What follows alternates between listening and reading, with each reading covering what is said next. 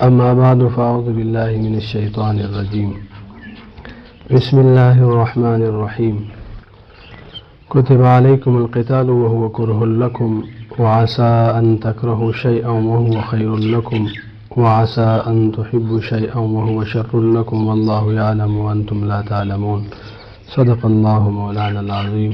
درود شریف پڑھیے. اللہم صل علی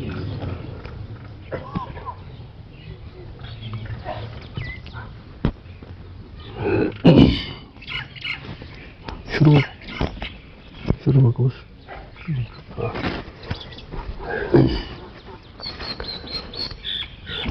اس آیت کریمہ میں اللہ تعالی جل جلالہ نے انتہائی عظیم رہنمائی فرمائی ہے. بہت اہم سبق ہے اور بہت بڑی حقیقت اللہ تعالی جل جلالہ نے اس میں واضح فرمائی ہے.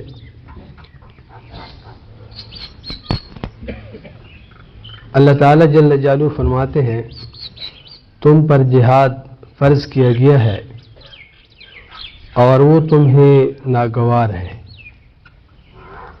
اور ممکن ہے کہ تم کسی چیز کو ناگوار سمجھو.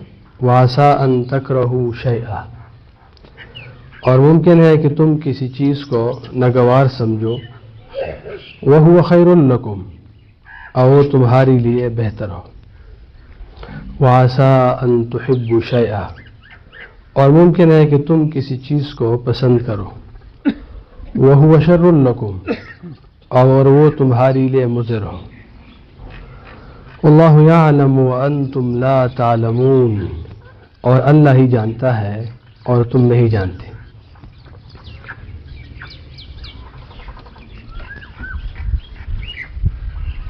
اس حقیقت کا تعلق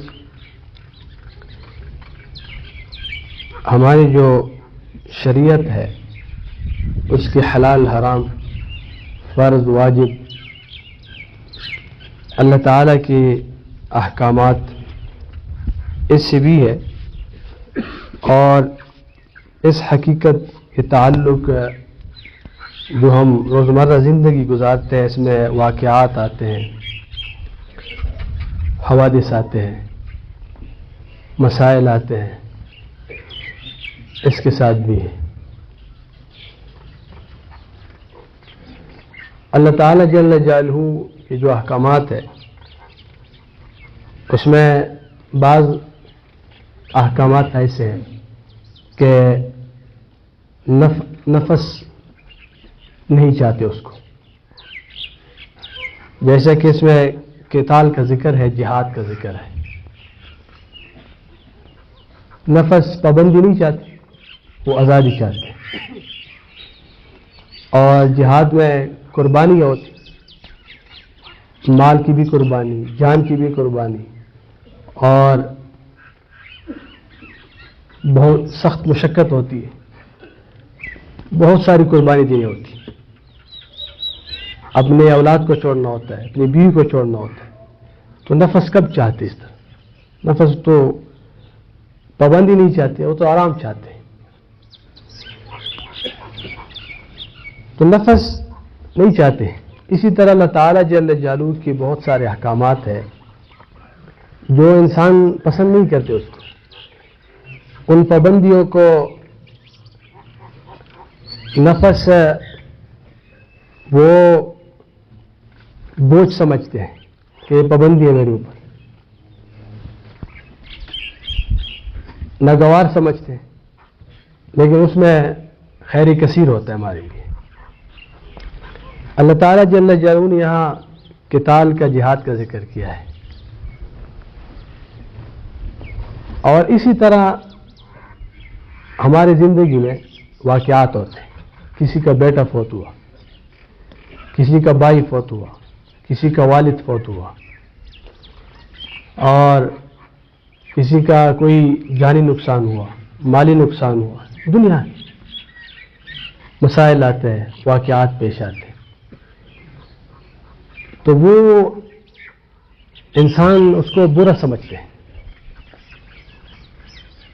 اور اپنے حساب سے اپنے اندازے سے ان کا خیال یہ ہوتا ہے کہ یہ برا ہوا، لیکن وہ اس میں خیر کثیر ہوتے، الخیر فیما وقع، اس میں خیر کثیر ہوتے۔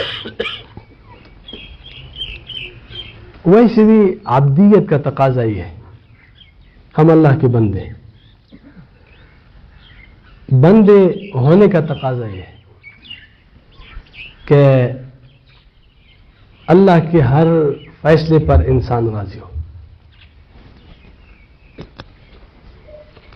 ظاہر بات ہے کہ جو بھی فیصلے ہیں وہ اللہ رب العالمین کے فیصلے ہیں، اس کے حکم ہیں۔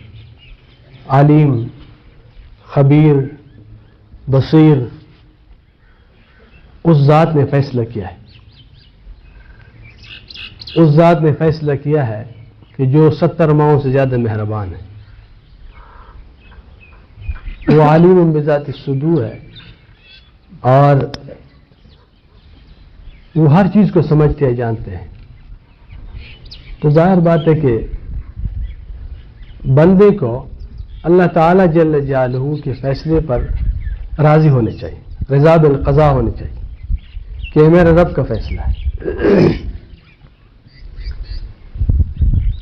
ہم اپنے علاج کے سلسلے میں بڑے بڑے آپریشن کرتے ہیں، تکلیف دہ آپریشن کرتے ہیں، بہت خرچ بھی اٹھاتے ہیں، اور وہ فیصلے ہم از خود نہیں کرتے، ڈاکٹر طبیب اس پر اعتماد کرتے ہیں، اور ہم سمجھتے کہ حقیقت سمجھدار ہے، حکیم ہے، اور میرا خرخواہ ہے۔ آج کل تو خرخواہی کا بھی پتہ نہیں چلتا ڈاکٹروں کو، لیکن بہرحال پھر بھی انسان کی کہتے منتیں کرتا ہے کہ یہ آپریشن ہو جائے، تو کیوں اتنی بڑی مصیبت کو وہ خوش بھی ہے اور پیسے بھی ادا کرتے ہیں۔ ڈاکٹر پر اعتماد ہے، ڈاکٹر پر اعتماد ہے کہ یہ سمجھدار ہے، حکیم ہے۔ تو جس بندے کا اللہ تعالیٰ جل جلالہ پر یقین ہے کہ وہ حکیم، علیم، خبیر ذات ہے اور مہربان ذات ہے، رحمان و کریم ذات ہے، 70 ماؤں سے زیادہ مہربان ہے، اور انہوں نے ایک فیصلہ کیا ہے، تو رضا بالقضاء کے علاوہ کوئی چارہ نہیں۔ کیوں کیا کریں؟ کہ میرے رب کا فیصلہ ہے۔ کس کا فیصلہ ہے؟ میرے رب کا فیصلہ ہے۔ تو ویسے عبدیت کا تقاضا یہی ہے، اور رضا بالقضاء کے علاوہ کوئی چارہ بھی نہیں ہے انسان کے ساتھ۔ دیکھیں، اگر کوئی بندہ اللہ کے فیصلے پر راضی نہیں ہے، وہ شکوہ کرتے ہیں، شکایت کرتے ہیں، جزا فضا کرتے ہیں، اللہ کے فیصلوں پہ اعتراض کرتے ہیں کہ کیوں ہوا، میرے ساتھ کیوں ہوا، بس میں ان مسائل، ہمیشہ میں مسائل میں پھنسا رہتا ہوں، یہ واقعات میرے ساتھ ہوتے ہیں، یہ اس طرح کے نقصانات میرے ساتھ ہوتے ہیں۔ شکوہ، شکایت، جزا فضا، بے صبری، اس کا مظاہرہ کریں تو کیا حاصل کرے گا؟ کچھ بھی حاصل نہیں کر سکتے، بلکہ یہ غم اور تکلیف کو مزید بڑھا دیتے ہیں۔ غم اور تکلیف کو، اس کی جو علاج ہے اور اس کی جو مرہم پٹی ہے وہ رضا بالقضاء ہے، صبر ہے، صبر علاج ہے، اس کے علاوہ کوئی چارہ نہیں۔ اللہ تعالیٰ جل جلالہ غم کے موقع پہ نوحہ اور اس سے منع کرتے ہیں، دا زناناچی ویر کے منع کرتے ہیں، کیونکہ یہ دل ہلکا کرنا اور غم ختم کرنے کا کوئی ذریعہ علاج نہیں ہے، بلکہ اور بڑھا دیتے ہیں، یہ اس زخم کو اور تازہ کرتے ہیں۔ والد صاحب ایک بات کہتے تھے، دا غم تمرا قدر کے تمرا زیتی گی، دا غم سنا چی تمرا تزیاد یدائی کے نا قدر ایک ہے، دا عمر دا زیتی گی، یعنی غم جو ہے اس کے انسان جتنا قدر کرے تو اتنا در زیادہ ہوتا ہے۔ تو یہ اگر انسان جزا یہ کرے، ایسے واقعات حوادث میں انسان بہت زیادہ جزا فضا کرے یا اس میں بے انتہا درجے کے رونا دھونا کرے اپنے آپ، جیسے کہ نوحہ وغیرہ اس کو کہا جاتا ہے، اس طرح کرے، کچھ چیزوں کی تو شریعت نے اجازت دی ہے، تو یہ خود بھی پریشان ہوتا ہے، خود بھی اس کے زخم تازہ ہوتے ہیں، دوسروں کو بھی پریشان کرتا ہے، پوری سب گھر والوں کو کیا کرتے ہیں، اس کو تکلیف میں ڈالتے ہیں۔ اللہ کے حکم میں فیصلہ ہوتا ہے، وہ کہتے ہیں صبر کرو، علاج اور نہیں ہے، صبر علاج ہے۔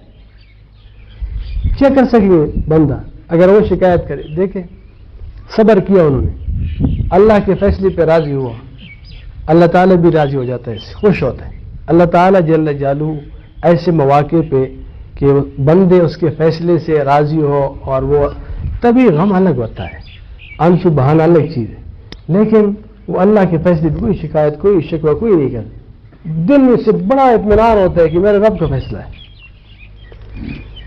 تو اللہ تعالیٰ جل جلالہ خوش ہوتا ہے اور بے حساب عطا کرتا ہے، انما یوفی الصابرین اجرہم بغیر حساب، بے حساب